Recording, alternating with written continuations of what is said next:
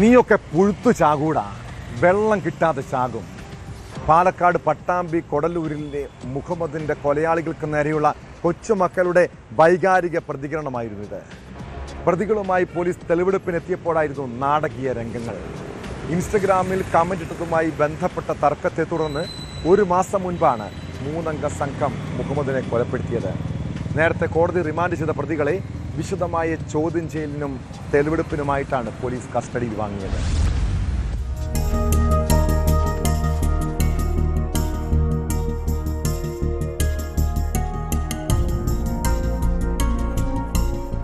ഇക്കഴിഞ്ഞ മെയ് 3-നാണ് പട്ടാമ്പി കൊടലൂരിൽ 64 വയസ്സുള്ള മുഹമ്മദിനെ വീട്ടിനുള്ളിൽ മരിച്ച നിലയിൽ കണ്ടെത്തിയത്. സംഭവം കൊലപാതകമാണെന്ന് കണ്ടെത്തിയതോടെ പോലീസ് പ്രതികളെ കേന്ദ്രീകരിച്ച് അന്വേഷണം നടത്തി. ഒടുവിൽ ശങ്കരമംഗലം സ്വദേശികളായ മുഹമ്മദ് റഫീഖ്, സജാദ്, തിരുവനന്തപുരം തിരുമല സ്വദേശി റോയി എന്നിവരെ അറസ്റ്റ് ചെയ്തു.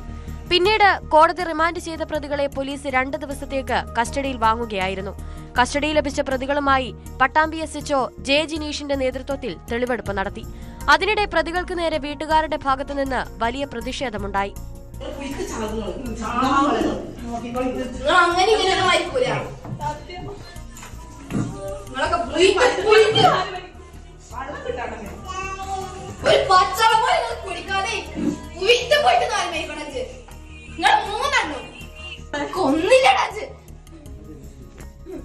ഇൻസ്റ്റഗ്രാമിൽ കമന്റ് ഇട്ടതുമായി ബന്ധപ്പെട്ട തർക്കമാണ് കൊലപാതകത്തിൽ കലാശിച്ചത്. മദ്യലഹരിയിലായിരുന്ന പ്രതികൾ വീട്ടിലെത്തി മുഹമ്മദുമായി നടന്ന വാക്കുതർക്കത്തിനിടെയാണ് കൊലപാതകം നടന്നത്.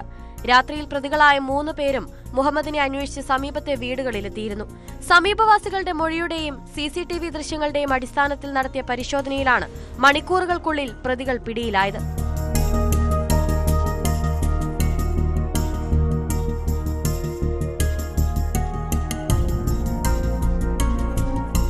മുഹമ്മദിന്റെ തലയുടെ പുറകിലേറ്റ മുറിവാണ് മരണകാരണം.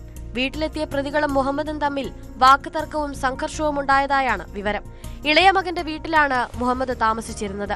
വീട്ടുകാർ പുറത്തുപോയ സമയത്താണ് പ്രതികൾ സ്ഥലത്തെത്തുകയും മുഹമ്മദിനെ കൊലപ്പെടുത്തുകയും ചെയ്തത്. കൂടുതൽ വിവരങ്ങൾ ശേഖരിച്ച ശേഷം പ്രതികളെ ബുധനാഴ്ച കോടതിയിൽ ഹാജരാക്കും.